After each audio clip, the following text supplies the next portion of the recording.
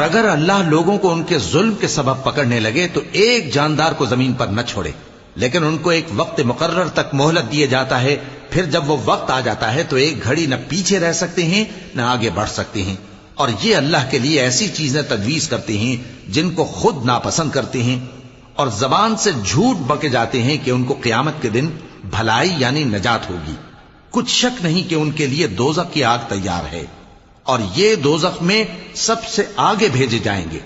اللہ کی قسم، ہم نے تم سے پہلی امتوں کی طرف بھی پیغمبر بھیجے تو شیطان نے ان کے کرتوت ان کو آراستہ کر دکھائے، تو آج بھی وہی ان کا دوست ہے اور ان کے لیے عذاب علیم ہے۔ اور ہم نے جو تم پر کتاب نازل کی ہے تو اس لیے کہ جس بات میں ان لوگوں کو اختلاف ہے تم اس کا فیصلہ کر دو، اور یہ مومنوں کے لیے ہدایت اور رحمت ہے۔ اور اللہ ہی نے آسمان سے پانی برسایا، پھر اس سے زمین کو اس کے مرنے کے بعد زندہ کیا، بے شک اس میں سننے والوں کے لیے نشانی ہے۔